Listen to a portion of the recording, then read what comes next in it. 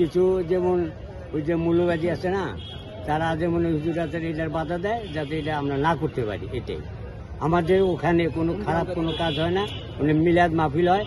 আমি আসছি এই ডিসি সাহেবের কাছে যাতে এই উরুজ মাহফিলটা আজ 35 বছর ধরে হইতেছে যাতে এটা সুন্দরভাবে হইতে পারে, এটা তার কাছে আমাদের আশা হলো, আকুল আবেদন যাতে এটা সুন্দরভাবে করতে পারি। আমরা বিগত 35 বছর যাবৎ এই মনা পাগলার উরুসটা উদযাপিত হচ্ছে। এখন বর্তমান সময় উপযোগী হিসাবে আমরা একটু বাধাবিঘ্ন মনে করতেছি, যার জন্য মাননীয় ডিসি সাহেবের কাছে, স্যারের কাছে আমরা আসছি যাতে আমরা সুন্দরভাবে এই মনা পাগলার উরুসটি এবং আশেপাশে যে উরুসগুলি আছে আমরা করতে পারি।